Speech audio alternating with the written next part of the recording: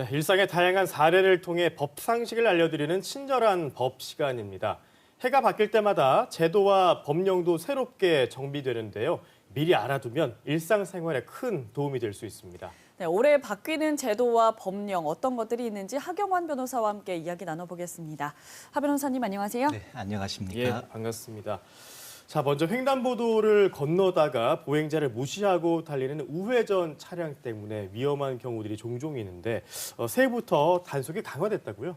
예, 그동안 경찰은 교통의 흐름을 전체적으로 원활하게 확보하는 차원에서 횡단보도의 보행자 신호가 초록색인 동안에도 보행자가 횡단보도를 건너는 것에 방해가 되지만 않는다면 자동차 운전자가 횡단보도 구간을 천천히 운전해서 안전하게 지나가는 것에 대해서까지는 굳이 단속을 하지 않았었습니다. 네. 하지만 올해 1월 1일부터는 보행자가 횡단보도를 완전히 다 건너갈 때까지 차량 운전자가 일시 정지를 하여야 합니다. 네, 이를 위반할 경우 교통단속의 대상이 되어서 6, 7만 원의 범칙금이 부과가 되고 자동차 종합보험료도 5에서 10% 정도 할증이 됩니다. 네. 그렇군요. 또 지난해 10월에 스토킹 범죄 처벌법이 시행이 됐는데요. 또 올해부터 이 스토킹 피해자가 무료 법률 서비스를 받을 수 있다고 들었습니다. 네, 스토킹 피해자가 대한법률구조공단이나 한국가정법률상담소 등 법률 지원기관에 도움을 요청하는 경우 그 기관을 통해서 변호사로부터 수사 의뢰, 고소 대리, 사건 조사 시 동행 등의 지원을 받을 수가 있습니다. 네, 스토킹 피해 관련 재판이 진행되는 경우에는 여성가족부가 1심에서 3심까지 각 단계마다 최대 120만 원 한도 내에서 변호사 비용 등 소송 비용을 지원할 예정이라고 합니다. 네.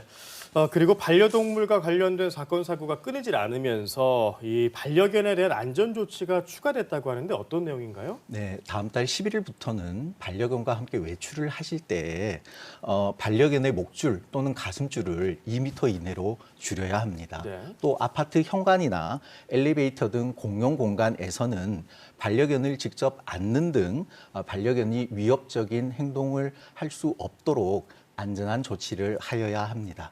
이 규정은 집에서 키우는 반려견에 대해서 종류와 상관없이 모두 적용이 되는데요. 위반하면 동물보호법에 따라서 50만 원 이하의 과태료가 부과됩니다. 주의하셔야겠습니다. 네.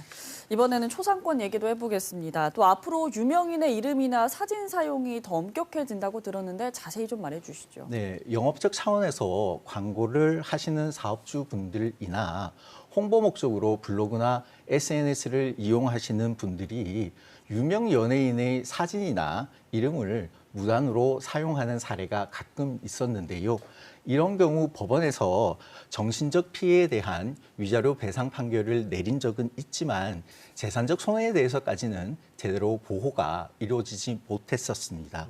그러나 부정경쟁방지법의 개정으로 오는 6월부터는 유명인의 사진, 이름을 영업이나 홍보 차원에서 무단으로 사용하는 경우에는 네. 위자료뿐만 아니라 광고 홍보 대가에 상응하는 금전적 피해에 대해서도 손해배상 책임을 부담해야 합니다. 주의하셔야겠습니다. 예. 그리고 하도급 업체의 기술을 보호하는 비밀 유지 계약이 의무화된다고 하는데 이거는 어떤 내용인가요? 네, 그동안 하도급 업체의 기술과 노하우를 원청업체가 함부로 사용하더라도 하청업체가 제대로 보호를 받지 못하는 경우가 많았었습니다. 하지만 하도급법의 개정으로 다음 달 18일부터는 원청업체가 하청업체로부터 기술 자료를 제공받을 경우 원청업체는 비밀 유지 계약을 체결해야 합니다. 만약 원청업체가 비밀 유지 계약을 체결하지 않으면 공정거래위원회로부터 시정명령, 과징금 등의 처분을 받을 수가 있습니다. 유념하셔야겠습니다.